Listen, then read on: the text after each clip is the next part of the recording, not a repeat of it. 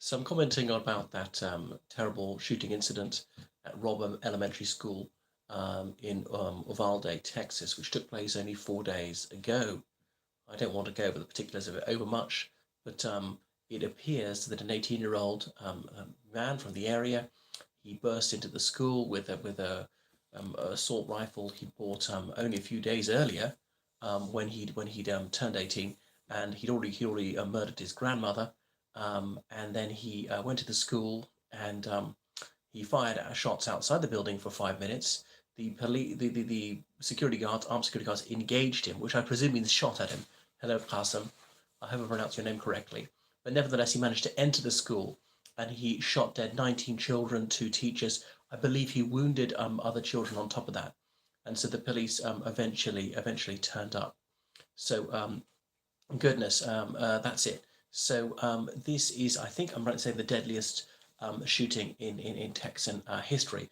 Bear in mind, Texas is the second most populous state in the union, so that's really saying something. And he was killed himself by United States Border Patrol tactical team who turned up, and that was about an hour after he opened fire. So this argument from Wayne LaPierre, and it's the only thing that stopped initially, but stopped far too late. Stopped. Was it how many? Was it 19 deaths later? Well, my bright idea is, why don't you stop the bad guy getting a gun in the first place? In which case, you won't even have to kill him. Um, the trouble is, how can we tell who's going to have some history of mental instability? But this guy, the Salvador Rolando Ramos, I suppose is still a suspect, and he can't have a trial now. He's dead, assumed to be the murderer. There was no medical record to say he suffered from any derangement of mind. I mean, could he have been sane to do that? I don't know. Stop the exactly. Change the gun law, amend the gun law, so the United States could then join the rest of the world, the other, say, 191 countries of the world, where there are some limitations on which adults can get firearms and which sort of firearms they can get, and more limitations on where they can carry them. So, I mean, Donald Trump's his bright idea is they need more guns. Well, yeah, but guns in schools in the hands of armed guards don't work. I'm not saying they never work, but they said it didn't work in this instance. I know this is quite dramatic because so many people were killed in the incident, but there's something like 33,000 gun deaths per annum in the United States. And a lot of these are just drab ones and twos here and there. One person gets shot, one person commits suicide with a gun, and often that's a handgun, not an assault rifle. So I realize there's no law in the world that has absolute enforcement, and there's no law in the world would reduce the number of gun deaths to zero in the United States. It can't be reduced to zero, it can be reduced much closer to zero. And I'm not the sort of person to say if it saves even one life, then any abridgment of civil liberty is permissible. No, I think that's a specious argument, and that would lead to lots of incursions into our liberty. It would be too intrusive. Anyway, but a proportionate restriction of these rights, if it led to a significant reduction in fatalities, that surely would be warranted. So I can advance a justificatory law on that, argument on that. The UK is tough in gun laws, hence we don't have any school shootings in the USA or heard of any gun deaths every few months. Yeah, there was the notorious Dunblane massacre in 1996, where Thomas Hamilton, a man from that area who went to a school in Scotland, and he shot dead roughly 20 children. It's a school that Andy Murray, this tennis star, attended. He was there at the time. And so then Thomas Hamilton murdered the teacher, then turned the gun at himself. He'd even shot the children in the face so they couldn't have an open casket at their funeral. So Thomas Hamilton, a very disturbed character, he was roughly 40 years old. He was born in the United Kingdom to a teenage mother. His putative father was an American military man who was briefly stationed in the UK, then sent back to the USA. His parents never married. Thomas Hamilton, well, to cover up what was then considered a disgrace of unwed pregnancy in the 50s, his grandmother pretended to be his mother. He believed that his mother was actually his much older sister, and then who the daddy was supposed to be, maybe his grandfather. And then he eventually found out the truth. As you can imagine, that messed with his head. He was very involved in the Boy Scout movement in Scotland, but there was a whispering campaign against him, and the local MP, I think it was George Robertson, a Labour MP, he wrote to, I think, the Scout movement saying, I'm deeply concerned that Thomas Hamilton has an extremely immoral interest in prepubescent boys, as in suggesting he was a paedophile and so on. But Thomas Hamilton was never convicted of any crime, was never charged with any crime, was never arrested, was never questioned in relation to anything like that. So far as I know, he was innocent as a lamb. I do know he was a mass murderer, but I don't know that he was a paedophile. But as you can imagine, that would be extremely upsetting and stressful. Imagine being false accused of a crime as heinous as that, which doesn't justify shooting anybody. Anyway, so these mass shootings in the United States, these could be averted in most cases. I don't say there's anything which is fail safe. You might say, well, look at European countries and France at the Charlie Hebdo massacre.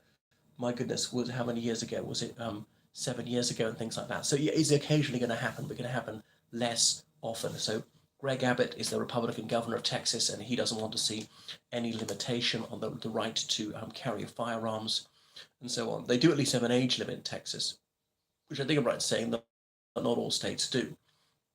But if you're a real gun nut, you should be against that, because remember your sacred Fifth Amendment that I may be misquoting because this is from memory now. The existence of a well regulated militia being necessary for the defence of liberty, the right to bear arms shall not be abridged. So they look at this last bit: the right to bear arms shall not be abridged. So what's that in modern English? The right to carry weapons shall not be limited. Weapons which could be guns, knives, bombs, poisons, tanks, missiles, jets, anything, I suppose. But it already is limited. You can't take a gun with you into a courtroom, or if you're sent to jail, you can't take it in, or on a tour of the White House, and on and on and on. Now, individual businesses can limit it beyond that, saying you can't take a gun into our restaurant. Or the Republican conference, they had a gun-free zone at some so CPAC conference and stuff like that, which is the height of hypocrisy. They tend to be gun nuts. So trying to outlaw assault rifles. The trouble is that would have very little effect because there's so many assault rifles in circulation already. There are all sorts of ways that this can be reduced because there are more guns than people in the United States. You're going to confiscate them all? I don't think anyone was advocating that. Confiscating even a significant number would be very difficult. Even if there's no more guns were ever sold or whatever manufactured in the United States, there are being hundreds of millions of guns. These can be oiled and maintained and kept operational for a century. There wouldn't be an appreciable impact in the fatality figures for a very long time to come. It would be scarcely perceptible in the short term. There's this idea of arming teachers. I mean, okay, they arm teachers in all schools.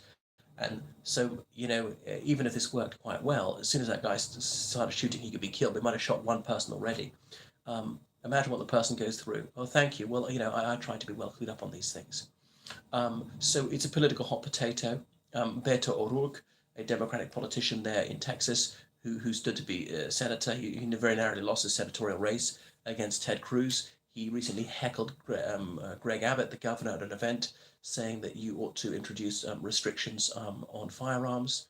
But Ted Cruz is very pro-gun, whereas so is Greg Abbott. I mean, I'm not anti-gun. I'm for gun control. I'm not against all of them, because I think any reasonable person would agree with the general principle that the more dangerous an item is, the more restricted it needs to be, more regulated. Okay, let's say water is scarcely regulated. I mean, if you're selling water or whatever, or water through the tap, that is a bit regulated. We don't want to poison people. There's something like bread, hardly regulations. Socks, not dangerous items. But things could imperil you. Medicines, because you shouldn't take medicines you don't need. You shouldn't take too much. You can prescribe them. Those are severely restricted because too much can harm you or kill you. Medicines you don't need, and so on. Cars had to be licensed. We don't just let anybody drive a car. You know about my Freddie Mercury video when he was cremated, right?